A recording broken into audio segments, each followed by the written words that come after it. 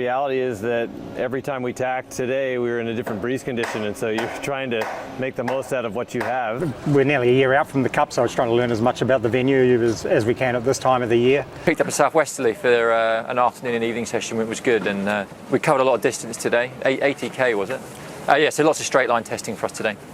Andrew Campbell, trimmer on New York Yacht Club American Magic, heading into your third America's Cup this time.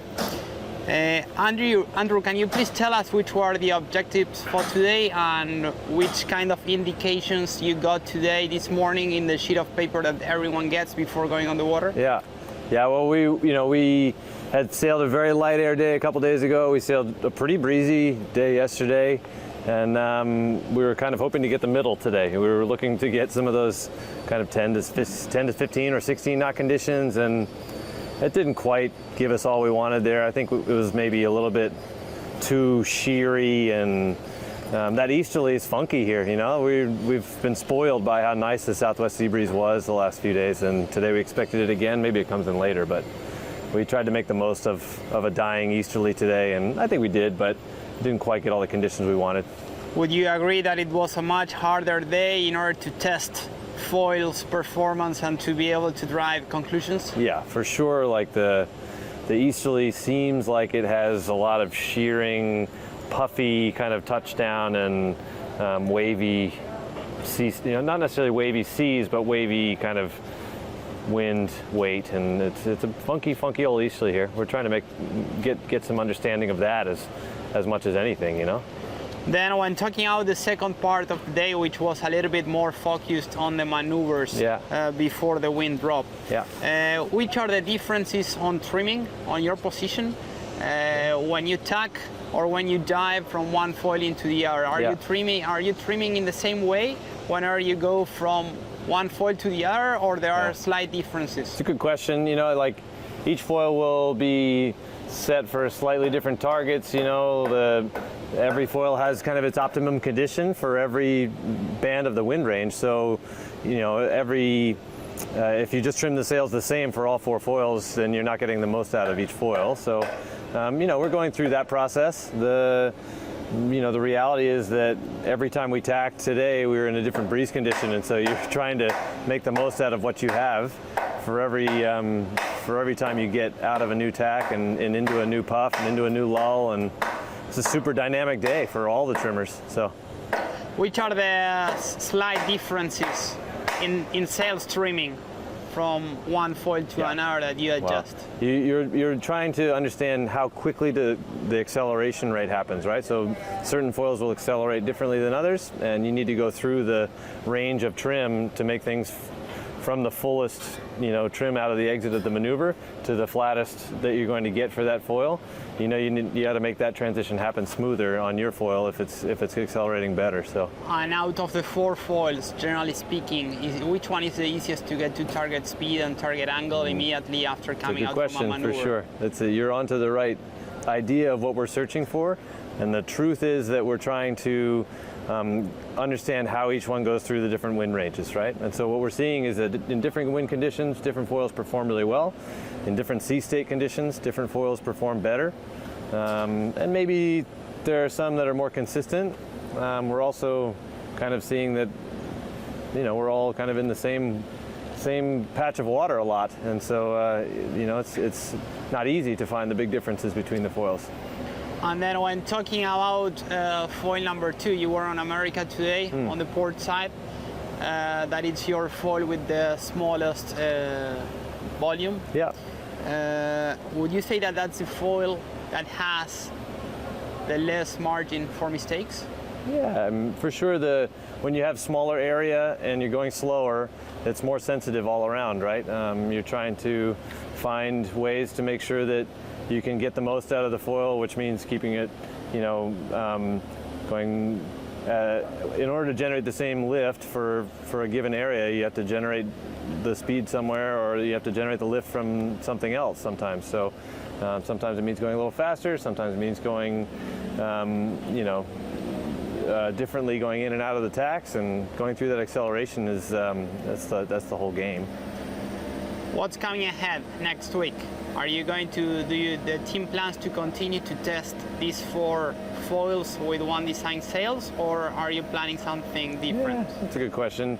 I know that there's a lot of sailmakers over in our shed right here that would be loving to get as many of their sails on the water as we can. You know, we'll find opportunities to do that. You know, you're seeing the priority of our program, you know, at the moment, and getting the most days that we can, you know, in the venue during the race time of the America's Cup. That's always our priority. So that's what you're seeing happen now. Okay, thank you very much.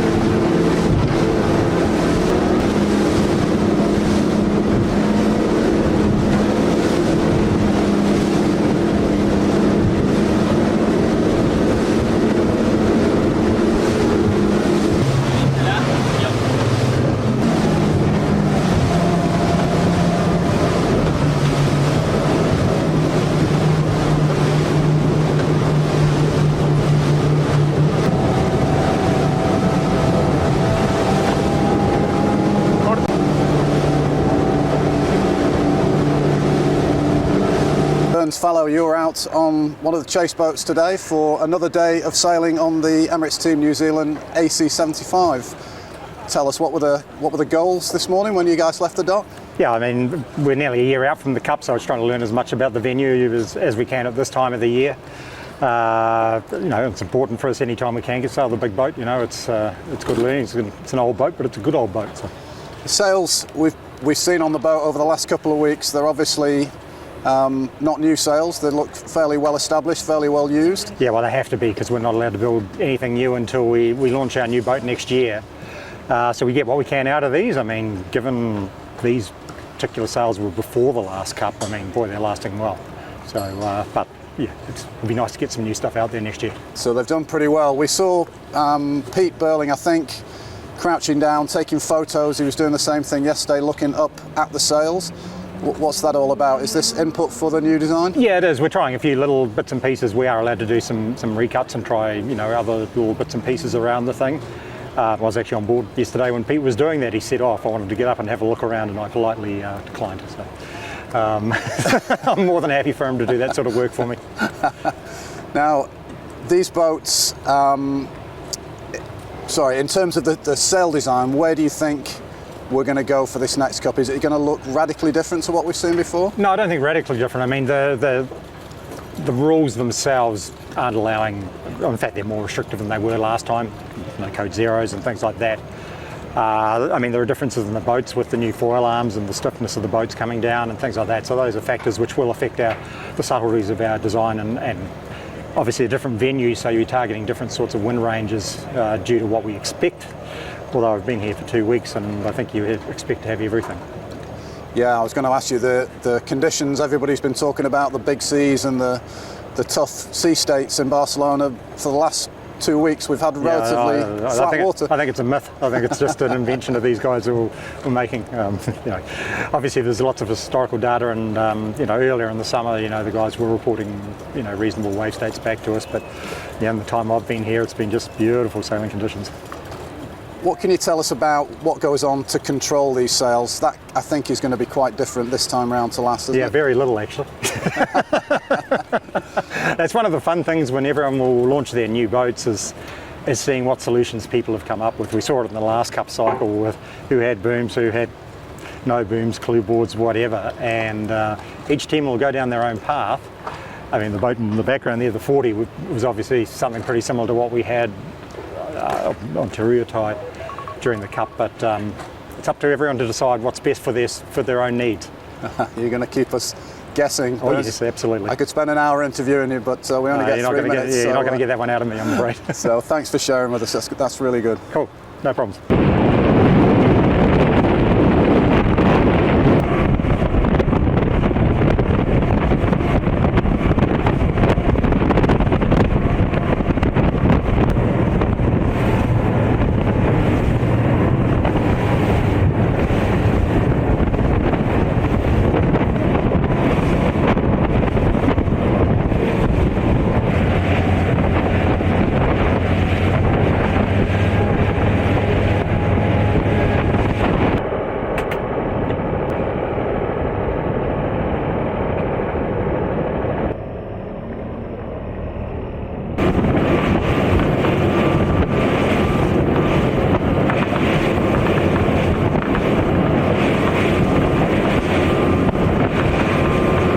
With Giles Scott from Ineos Britannia. You helmed on port side of T6 today. Yeah.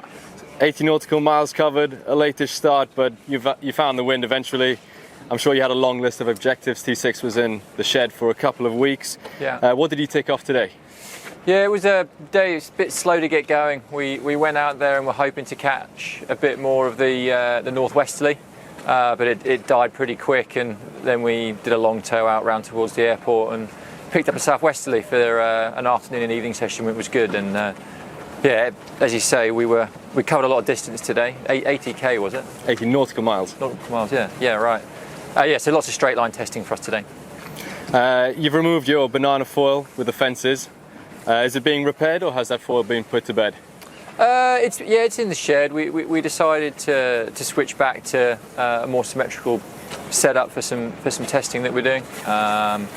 So yeah, we're in a slightly different configuration. But yeah, we had a good one with the straight line testing we did. Yeah, it looks like you've got your original pair of elliptical foils on with different foil arms. What's the goal with the setup? And you got your old rudder as well, looks like. Yeah, so we've been changing a few things with the appendages. As you say, we're back to our original setup, and our focus isn't on the foils. It certainly wasn't today. We had other objectives with some of the system stuff. So yeah, we just went out with our most symmetrical setup.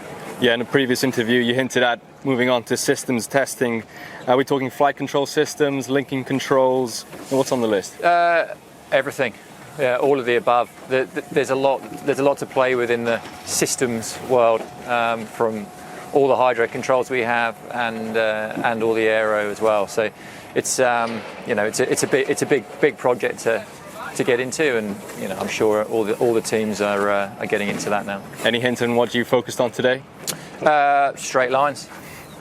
A lot of straight lines today. You also mentioned, we're moving sort of towards the end of T6's lifetime. Yeah. When is that, and what comes next? I'm not sure we've completely defined the final date that we'll sell T6 externally, but yeah, as you say, we are approaching getting towards the back end of its lifetime. It's been used, to get us through a lot of the key design sign-offs and that data collection and validation piece. So yeah, we've still got a lot to do with it.